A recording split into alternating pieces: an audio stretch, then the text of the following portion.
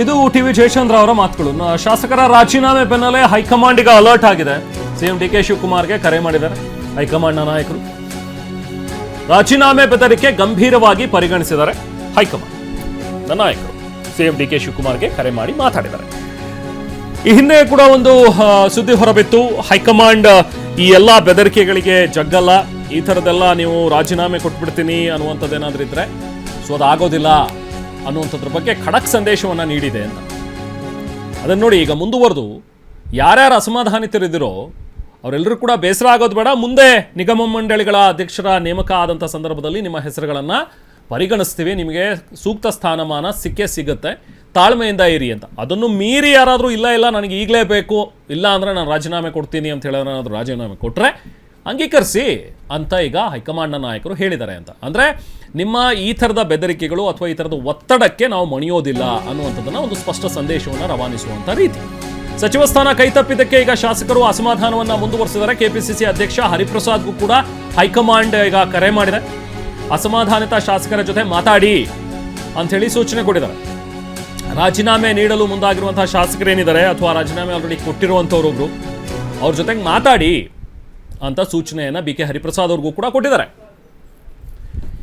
ಈಗ ಒಂದು B K Hariprasad ಅವ್ರು ಹೇಗೆ ಈಗ ಸಿಚುವೇಶನನ್ನು ನಿಭಾಯಿಸ್ತಾರೆ, ತಮ್ಮ ಶಾಸಕರ ಜೊತೆಗೆ ತಮ್ಮ ನಾಯಕರುಗಳ ಜೊತೆಗೆ ಹೇಗೆ ಮಾತಾಡಿ ಅವರನ್ನು ಮನವೊಲಿಸುವಂಥ ಒಂದು ಪ್ರಯತ್ನವನ್ನು ಬಿ ಕೆ ಹರಿಪ್ರಸಾದ್ ಮಾಡ್ತಾರೆ ಅನ್ನುವಂಥದ್ದು ಒಂದು ಅಂಶ. ಇನ್ನೊಂದು ಡಿ ಕೆ ಶಿವಕುಮಾರ್ ಈಗ ಅವರ ಸಂಪುಟ ವಿಸ್ತರಣೆ ಆಗ್ತಾ ಇರುವಂಥದ್ದು ಅದು ಗಜಪ್ರಸವ ಆದಂಥ ರೀತಿಯಲ್ಲಾಗಿದೆ. ಎಷ್ಟು ಬಾರಿ ಡೆಲ್ಲಿಗೆ ಹೋದ್ರು, ಎಷ್ಟು ಬಾರಿ ಅಲ್ಲಿ ಹೋಗಿ ಎಡತಾಕಿ ಬಂದರು, ನಂತರ ಮೀಟಿಂಗ್ ಮೇಲೆ ಮೀಟಿಂಗು, ಮ್ಯಾರಥಾನ್ ಮೀಟಿಂಗ್ಗಳು, ಒಬ್ಬೊಬ್ರದ್ದು ಒಂದೊಂದು ಲಿಸ್ಟು, ಎಲ್ಲ ಲಿಸ್ಟ್ಗಳನ್ನು ತಗೊಂಡು ಅಳೆದು ತೂಗಿ ಆ ಲಿಸ್ಟಲ್ಲಿ ಕೆಲವೊಂದಷ್ಟು ಮೈನಸ್ಸು, ಈ ಲಿಸ್ಟಲ್ಲಿ ಕೆಲವೊಂದಷ್ಟು ಪ್ಲಸ್ಸು, ಆ ಥರದ್ದೆಲ್ಲ ಮಾಡಿ ಅಳೆದು ತೂಗಿ ಒಂದು ಲಿಸ್ಟನ್ನು ರೆಡಿ ಮಾಡಿ ಈಗ ಕಳಿಸಿದ ಮೇಲೆ ಇದು ಸಹಜ. ಯಾವುದೇ ಒಂದು ಲಿಸ್ಟ್ ಬಂದಾಗಲೂ ಕೂಡ ಕೆಲವೊಂದಷ್ಟು ಜನ ಅಸಮಾಧಾನಿತರು ಹುಟ್ಕೊಳ್ತಾರೆ, ನಿಜ. ನೋಡಿ, ಮಂಕಾಳು ವೈದ್ಯ, ಆನೇಕಲ್ ಶಿವಣ್ಣ ಈಗ ಅಸಮಾಧಾನ ವ್ಯಕ್ತಪಡಿಸಿದ್ದಾರೆ. ಅಸಮಾಧಾನಿತರನ್ನ ಜೊತೆಯಲ್ಲೇ ಕರ್ಕೊಂಡು ಈಗ ಸಿಎಂ ಕೂಡ ಹೋಗಿದ್ದಾರೆ, ಲೋಕಭವನಕ್ಕೆ ಕರ್ಕೊಂಡು ಹೋಗಿದ್ದಾರೆ. ಬನ್ನಿ, ನೆಕ್ಸ್ಟ್ ಮುಂದಿನ ದಿನಗಳಲ್ಲಿ ಖಂಡಿತವಾಗ್ಲೂ ಸೂಕ್ತ ಸ್ಥಾನಮಾನ ಸಿಗುತ್ತೆ ಅಂಥೇಳಿ.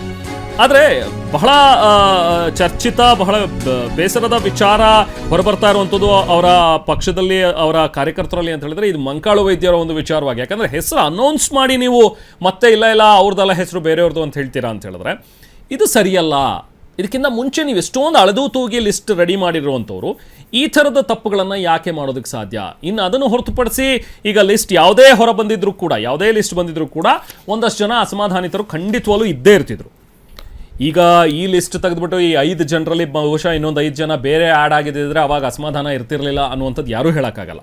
ಇದು ಪ್ರತಿ ಬಾರಿಯೂ ಹಾಗೆಯೇ ಪ್ರತಿ ಸರ್ಕಾರಗಳು ಬಂದಾಗಲೂ ಕೂಡ ಸಹಜ. ಯಾಕಂದ್ರೆ 130, 125, 120 ಜನ ಶಾಸಕರೆಲ್ಲರೂ ಕೂಡ ಆಯ್ಕೆಯಾಗಿ ಬಂದುಬಿಟ್ಟಿರ್ತಾರೆ ಅಂತ ಹೇಳಿದಾಗ ಅವರೆಲ್ಲರಿಗೂ ಕೂಡ ಸಚಿವ ಸ್ಥಾನ ಕೊಡೋದಕ್ಕೆ ಆಗೋದಿಲ್ಲ. ಯಾಕಂದ್ರೆ ನಮ್ಮಲ್ಲಿ ಗಾತ್ರ ಇರುವಂಥದ್ದು 33 ಜನರಿಗೆ ಈಗ ನಾವು ಅಕಾಮಡೇಟ್ ಮಾಡ್ಬೋದು. ಅದರಲ್ಲಿ ಈಗ ನೀವು 33 ಜನರಲ್ಲಿ ಯಾರ್ಯಾರನ್ನ ಅಂತ ತೊಗೊಳ್ತೀರಿ, ಅದರಲ್ಲಿ ಸೀನಿಯರ್ಸ್ಗೂ ಕೂಡ ನೀವು ತೊಗೊಳ್ಳೇಬೇಕು. ಹಾಗೆ ನಮ್ಮ ರಾಜಕೀಯ ಅಥವಾ ನಮ್ಮ ರಾಜಕಾರಣ, ನಮ್ಮ ಆಡಳಿತ ಹೇಗೆ ಇದೆ ಅಂತ ಹೇಳಿದ್ರೆ ಜಾತಿಯ ರಾಜಕಾರಣ ಅಂತೂ ನೀವು ಮಾತಾಡಿ ಬಿಡಿ, ಅದಂತೂ ಇದ್ದಿದ್ದೇನೆ. ನೀವು ಅದು ಸೀಟ್ ಹಂಚಿಕೆಯಿಂದ ಹಿಡಿದು ನೀವು ಮತ್ತೆ ಮಂತ್ರಿಗಿರಿ ಕೊಡುವಂಥದ್ರ ಬಗ್ಗೆ ತನಕ ಹಿಡಿದು ಎಲ್ಲ ಕಡೆಯೂ ಕೂಡ ನೀವು ಅದರ ಸಮೀಕರಣ ನೋಡಲೇಬೇಕಾಗತ್ತೆ. ಸೊ ಹಾಗಾಗಿ ಅಂಥ ಒಂದು ಪರಿಸ್ಥಿತಿ ಇದ್ದೇ ಇದೆ, ಅದನ್ನು ಕೂಡ ಗಮನದಲ್ಲಿ ಇಟ್ಕೊಳ್ಳೇಬೇಕು. ಇನ್ನು ರೆಬಲ್ಸ್ ಸಭೆಯಲ್ಲಿ ಅಪ್ಪಾಜಿ ನಾಡಗೌಡ ಕಣ್ಣೀರು ಹಾಕಿದ್ದಾರೆ. ಫೋನ್ನಲ್ಲಿ ಮಾತಾಡ್ತಲೇ ನಾಡಗೌಡ ಅವರು ಕಣ್ಣೀರು ಹಾಕಿದ್ರು.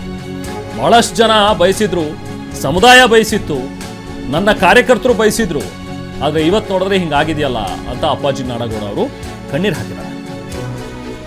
ಸಹಜವಾದ ಬೇಸರ, ಖಂಡಿತವಾಗ್ಲೂ ಇದರಲ್ಲಿ ಯಾವುದು ತಪ್ಪು ಅಥವಾ ಇವರೇನೋ ಒತ್ತಡ ಹಾಕ್ತಾ ಇದ್ದಾರೆ ಅನ್ನುವಂಥದ್ದಲ್ಲ. ಯಾಕಂದರೆ 2-3 ಸರಿ ಗೆದ್ದಿರ್ತಾರೆ, ಈ ಬಾರಿ ಬಹುಶಃ ನಮಗೆ ಮಂತ್ರಿಗಿರಿ ಸಿಗಬಹುದು ಅನ್ನುವಂಥ ಒಂದು ನಿರೀಕ್ಷೆಯಲ್ಲಿರ್ತಾರೆ. ಅಥವಾ ಇವ್ರು ಹೋಗಿ ಈಗ ನಾಯಕರುಗಳ ಜೊತೆಗೆ ಮಾತಾಡಿದಂಥ ಸಂದರ್ಭದಲ್ಲಿ ಅವರಿಗೆ ಏನೇನು ಭರವಸೆಗಳು ಸಿಕ್ಕಿರುತ್ತೋ. ಸೊ ಹಾಗಾಗಿ ಆ ನಿರೀಕ್ಷೆಯಲ್ಲಿದ್ದಂಥವರು ಅವರಿಗೆ ಮಂತ್ರಿಗಿರಿ ಸಿಗಲಿಲ್ಲ ಅಂತ ಹೇಳಿದಾಗ ಬೇಸರ ವ್ಯಕ್ತವಾಗುವಂಥದ್ದು, ಇದೆಲ್ಲವೂ ಕೂಡ ಸಹಜವಾದಂಥ ಒಂದು ಬೆಳವಣಿಗೆಗಳು ಇವತ್ತು ನಾವು ರಾಜ್ಯದಲ್ಲಿ ನೋಡ್ತಾ ಇದ್ದೀವಿ.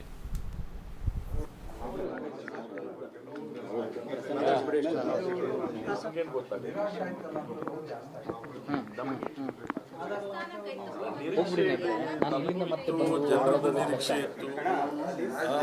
ಬಹಳಷ್ಟು ಜನ ಸಮುದಾಯದ ಜನನು ಬಯಸ್ತಾ ಇದ್ರು. ಇವತ್ತು ಅದು ಆಗಿದೆ. ಅದು ಯಾಕಾಗಿದೆ ಅನ್ನೋದು ಎಲ್ಲರಿಗೂ ಗೊತ್ತಿದೆ.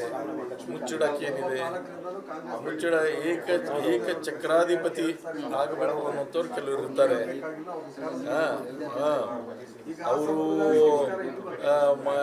ಏನು ಮಾಡ್ತಾರೆ, ನಮ್ಮ ಪಾರ್ಟಿಯಲ್ಲಿ ಇದ್ಕೊಂಡು ಬೇರೆ ಪಕ್ಷದವ್ರ ಜೊತೆ ಯಾವ ರೀತಿ ಹೊಂದಾಣಿಕೆ ರಾಜಕಾರಣ ಮಾಡ್ತಾರೆ, ಯಾರನ್ನ ಎಲ್ಲಿ ಯಾವ ಹೊತ್ತಿಗೆ ಅವ್ರನ್ನ ಮುಗಿಸ್ಬೇಕು ಅನ್ನುವಂಥ ಷಡ್ಯಂತರ ಮಾಡ್ತಾರೆ, ಜಗತ್ತಿಗೆ ಗೊತ್ತಿದೆ.